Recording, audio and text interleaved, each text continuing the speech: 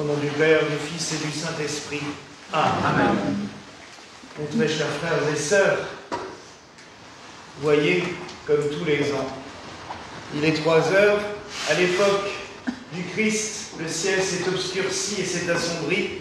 Et tous les ans, à 3 heures, nous avons un rayon de soleil quand nous célébrons l'office de la mort ici. Ça me marque depuis des années, et déjà quand j'étais enfant, ça se produisait régulièrement. Comme si le ciel voulait tout simplement nous dire « N'ayez pas peur ».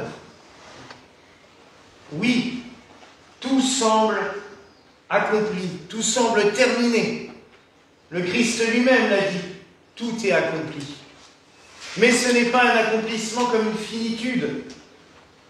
C'est un accomplissement pour dire que tout simplement, mon œuvre arrive à son dernier moment. Ainsi, tout l'Évangile, tout ce que le Christ a fait, tout ce que le Christ a dit pendant toute sa vie publique, devait nous amener à cette heure fatidique, ce vendredi saint, à 3 heures, au moment même où sur la croix, il rendait son dernier soupir. Et on pourrait se dire, mais qu'est-ce qui s'est passé? Pourquoi on arrivait à une telle extrémité? Parce qu'il faut aller jusqu'au bout quand on fait quelque chose. Et le Christ a été au bout de son amour pour chacun et chacune d'entre nous. Car oui, mes frères et sœurs, ce n'est pas que l'humanité globalement qu'il aime. Il aime individuellement chacun et chacune d'entre nous, au plus profond de notre âme, au plus profond de notre cœur. Il nous connaît. Et malgré nos faiblesses, malgré nos erreurs, malgré des fois même nos fautes, il est là. Et quand il dit à propos de ces bourreaux, « Père, pardonne-leur, car ils ne savent pas ce qu'ils font », c'est pour chacun de nous. Mais, des fois on dit ça un petit peu d'un air dédaigneux, c'est vrai que c'est devenu un peu un proverbe. « Pardonne-leur, ils ne savent pas ce qu'ils font », d'un air dédaigneux. Non, venant du Christ, c'est une prière sincère et fervente. Pardonne-leur. En gros, c'est des humains, ils ne savent pas ce qu'ils avaient avec eux. Et c'est vrai, comment s'imaginer avoir près de soi l'amour incarné, Dieu fait homme parmi nous? C'est inimaginable. Comment en vouloir aux Hébreux ou aux Romains de l'avoir mis à mort? C'est ce que je disais, c'est quelque chose de totalement incompréhensible. La preuve, même sur 12 apôtres, il y en a un qui a renié, parce qu'il a eu un peu les chocottes. On peut le comprendre, franchement. Moi, personnellement, je comprends tout à fait Pierre. Ça ne doit pas être évident. Et il y en a un qui a été déçu.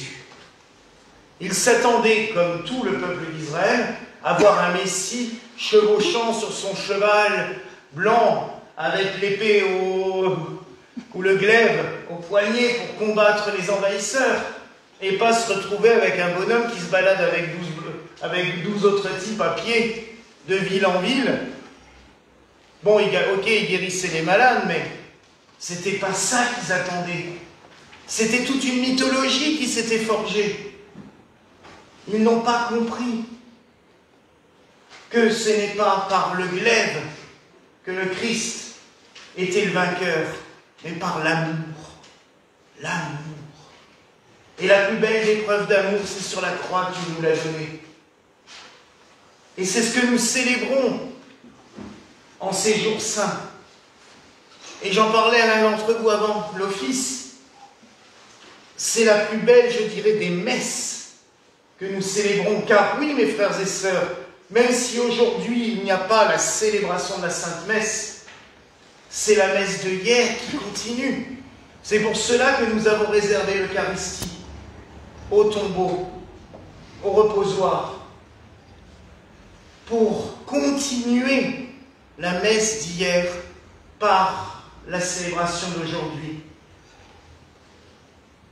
La messe sans le sacrifice de la croix n'a aucun sens. Et le sacrifice de la croix, sans que le Christ nous ait laissé l'Eucharistie, n'aurait pas un sens profond non plus. Tout était prévu dans le plan de Dieu. Tout. Il suffit juste, comme je vous le dis, et je vous le répète, de se laisser aimer par lui. Oui, c'est plus facile à dire qu'à faire.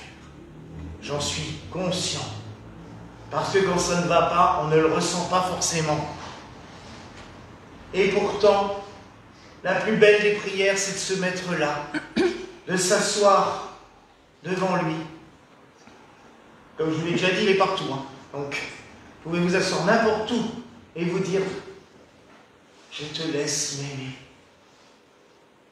Continue envers et contre tout à m'aimer, malgré ce que je suis. Malgré même quand je m'éloigne de toi, parce que je n'ai l'impression de ne pas te voir. » Mais il nous dira aussi, la semaine prochaine, comme il le dit à Thomas, « Heureux celui qui croit sans avoir vu. » Et oui, mes frères et sœurs, nous devons ressentir sa présence au plus profond de nous, sans forcément le voir. C'est difficile, j'en suis conscient.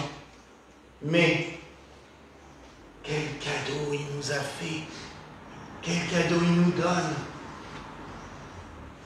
Nous allons vénérer la croix, c'est simplé. Tout simplement pour, encore une fois, lui dire aussi intérieurement, on l'a lu hier soir lors de l'office de Complis, par ses blessures nous sommes guéris. Et oui, mes frères et sœurs, c'est par les plaies du Christ que nous sommes guéris. Son sang versé, comme nous en témoigne Jean.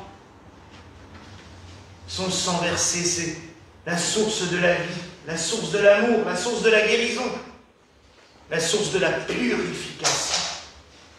Alors quand nous allons nous approcher de la croix, dans quelques instants, confions-lui tous nos soucis, toutes nos peines, toutes nos souffrances.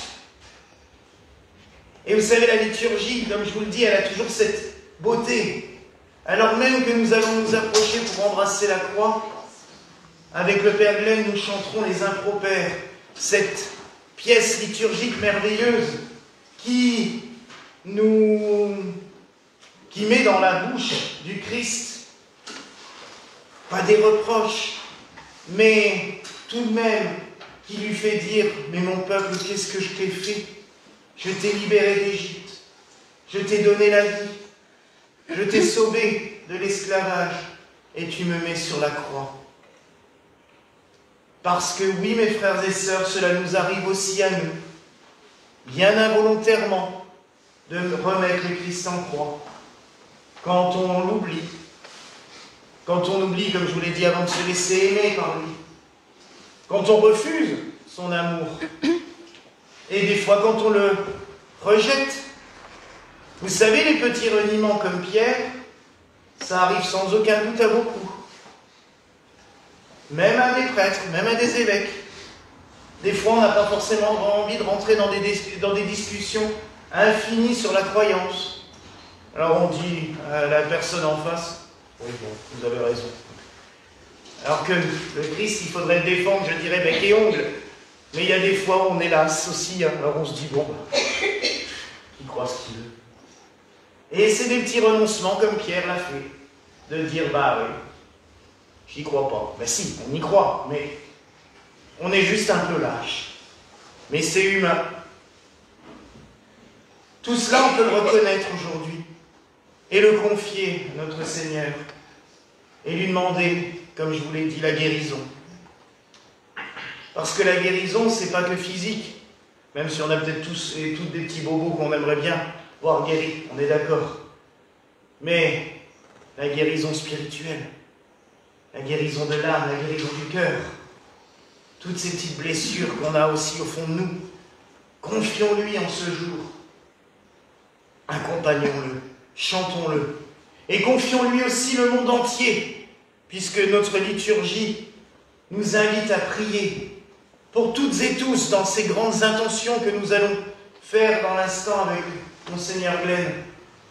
Prier pour le monde entier, lui confier l'univers tout entier en ce jour où sur la croix, il porte le sacrifice du soir, il emmène nos prières auprès de son Père, il lui confie. Alors, offrons-lui nos cœurs, nos âmes et nos prières. Voilà la grâce que je nous souhaite en ce jour au nom du Père, du Fils et du Saint-Esprit. Amen.